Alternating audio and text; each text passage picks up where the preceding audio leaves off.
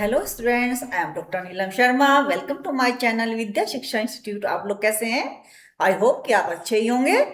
तो जैसे कि हमारा जो यूनिट है चल रही है, 8 यूनिट चल रही है, और इसमें 8 यूनिट में हमारी दूसरी सब यूनिट है जहाँ से हम अब जो है टॉपिक्स कर रहे हैं। तो system approach to instructional design हम कर रहे हैं, और उसमें पहले मैंने आपको सिस्टम अप्रोच की जो डिजाइन था वो कराया था। उसके बाद मैंने आपको जो है एडी मॉडल कराया, एश्योर मॉडल कराया, डिकेन है ना, एडी मॉडल कराया, एश्योर मॉडल कराया, डिकेन कैरी मॉडल कराया, और आज मैं आपको करा रही हूँ मैशंस मॉडल। ठीक है, कौन सा करा रही हूँ आज मैं आपको? मैशंस मॉडल। जो मॉडल्स मैं आपको करा रही हूँ उनमें से क्वेश्चंस आते ही आते हैं। ठीक है, ये इंपॉर्टेंट हमारी जो ये टॉपिक जो चल रहा है, ये very very very important topic है, यानी कि मोस्ट इंपॉर्टेंट टॉपिक है। इसको आप ध्यान से सुनिएगा, पढ़िएगा और समझिएगा। ठीक है, और एब्जॉर्ब करिएगा, माइंड में उतारिएगा इसको। ठीक है, मैसन्स मॉडल। अब ये जो चार्ल्स मैसन्स थी, ये 19वीं शताब्दी की एक एजुकेटर थी, जो ये कहती थी कि जो बच्चों की जो उनका ये मानना था कि जो बच्चों की आत्मा होती है वो जो पुकार रही होती है ना, नॉलेज को, मतलब डिलाइट, वो उनकी ना आत्मा पुकारती है, मतलब बच्चों की जो आत्मा है वो डिलाइटफुल लिविंग के आनंदमय जीवन के लिए उनकी आत्मा पुकारती है। वो ऐसी एजुकेशन दी जाए उन बच्चों को कि जिससे उनका जीवन आनंदमय हो जाए, इनका ये मानना था। ये क्या बिलीव करती है? ये कहती हैं कि जो हमारी जो शिक्षा है वो लिविंग बुक्स से होनी चाहिए, है ना। जो हमारी जो जर्नल्स, जो हमारा जैसे जर्नल बना ना, जर्नल बताया था मैंने आपको, जर्नल बनाते हैं, जर्नल्स बनाते हैं, तो जो है नेचर्स के जर्नल बनाने चाहिए बच्चों को।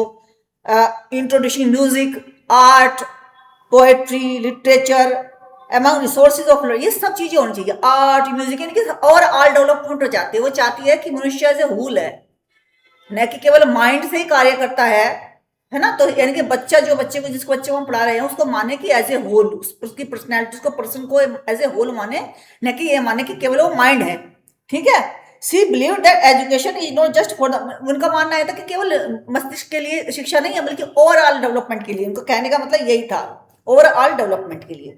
वे कहते हैं, ये कहती हैं मैशंस, ये कहती हैं कि जो उनका जो जो मेथड है, टीचिंग मेथड है, जो इंक्लूड, मतलब इस तरह की एक्टिविटीज इंक्लूड की जानी चाहिए, उसमें एटीट्यूड होना चाहिए टीचर्स का, जिससे कि वो बच्चे के सेल्फ डिसिप्लिन और जो है एकेडमिक सब्जेक्ट्स में दोनों में ही इंप्रूवमेंट लाए। इस तरह का एटीट्यूड और इस तरह की एक्टिविटीज कराई जानी चाहिए मतलब कॉलेजेस में, स्कूल्स में, कि बच्चे की जो है डिसिप्लिन और उनका एकेडमिक सब्जेक्ट दोनों ही अच्छे हों, इंप्रूव हों और बेस्ट ढंग से डेवलप हों। ठीक है, अब बताते हैं कि 5 Nations basic ideas, 5 of Nations basic ideas. Basic idea क्या था उनका? अभी जैसे मैंने बताया, द चाइल्ड इज, ये बताते हैं the child is full person. एक महिला है मैसन्स जो है, ये बताती हैं कि the child is full person. ये कहते हैं कि एक चाइल्ड, जैसे ना एक कहावत, the child is the father of man, है ना। एक एक ये भी एक ये है, किसी इंग्लिश पोएट की कही हुई कहावत है ये, एक the child is a person father of man. इसी तरीके से चाइल्ड इज फुल पर्सन, एक फुल पर्सन है। उसको हम केवल ये नहीं दे सकते कि केवल उसका दिमाग से ही जो है, केवल दिमाग से ही वो कार्य कर रहा है, नहीं, उसकी अदर एक्टिविटीज में उसकी भागीदारी जरूरी होती है, ताकि उसकी समझ बढ़ सके, उसकी लर्निंग अच्छी हो सके, उसकी इंप्रूवमेंट हो सके, उसकी जो पढ़ना चाह रहा है उसमें। तो फुल पर्सन है। Education is the science of relations. उनका ये मानना है कि education is the science of relations.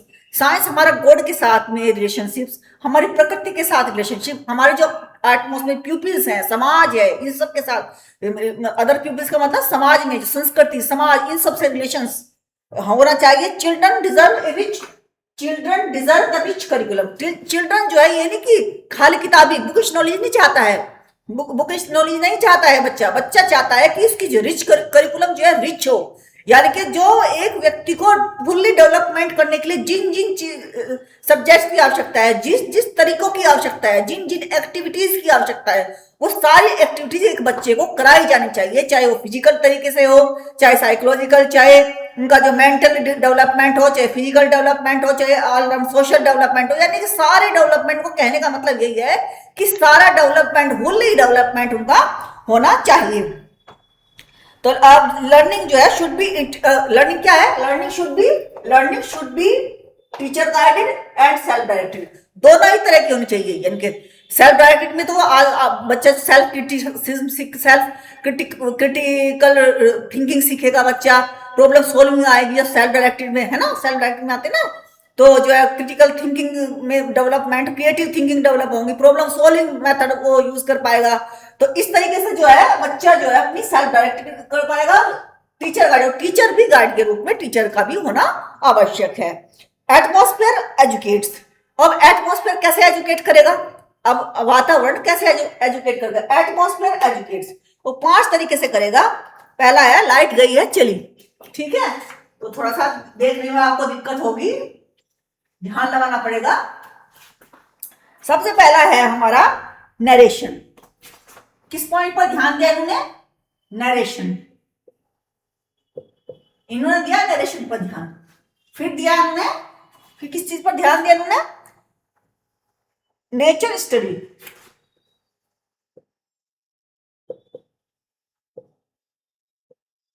फिर उन्होंने ध्यान दिया शेड्यूल फ्री टाइम,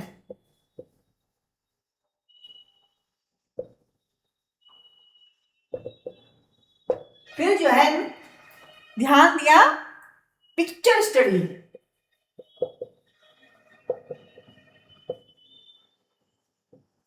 ठीक है, फिर उन्होंने ध्यान दिया लिविंग बुक्स,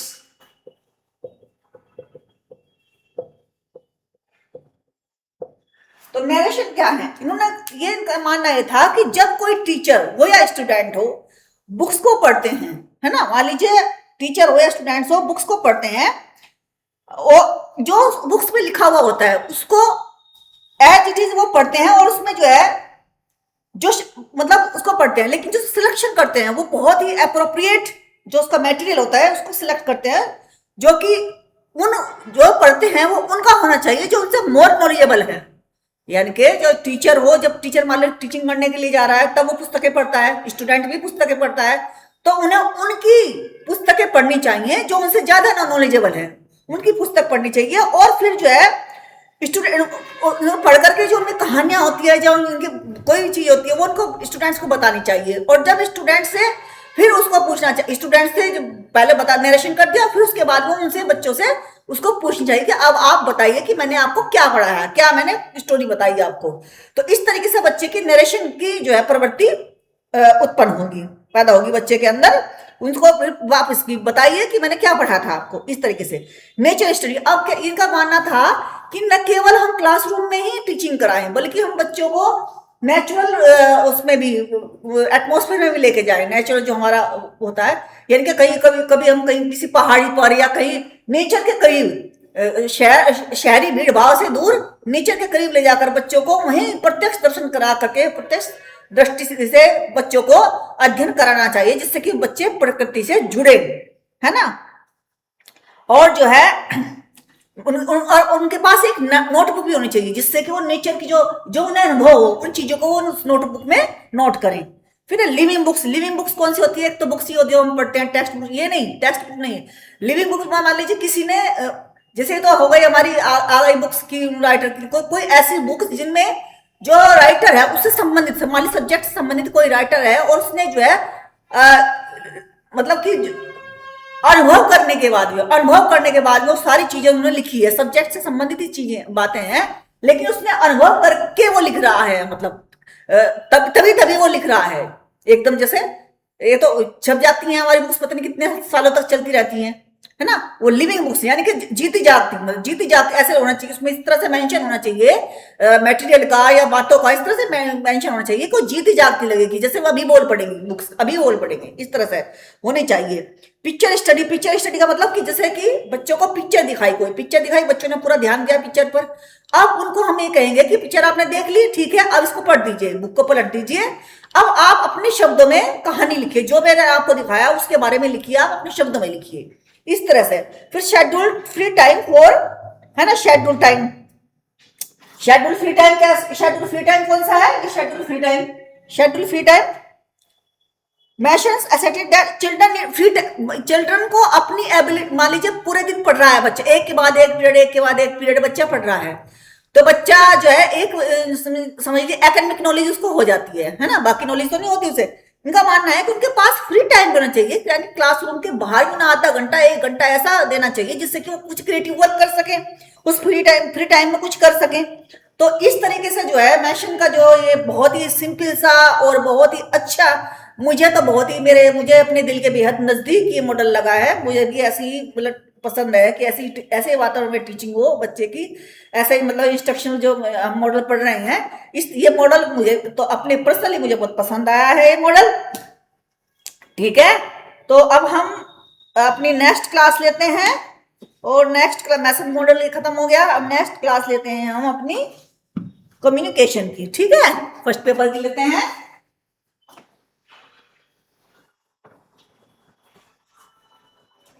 फर्स्ट पेपर की क्लास लेते हैं अब।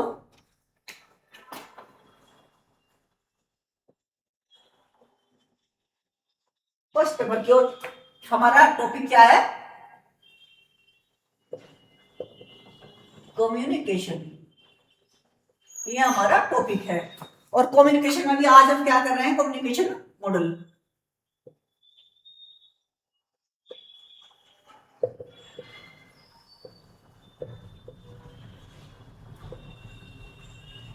कम्युनिकेशन मॉडल, अब देखते हैं मॉडल, मॉडल का क्या मतलब है।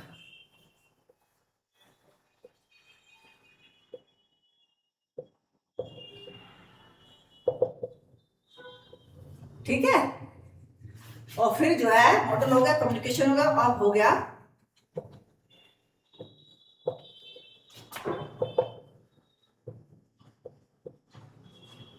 ठीक, इस तरह से जो है।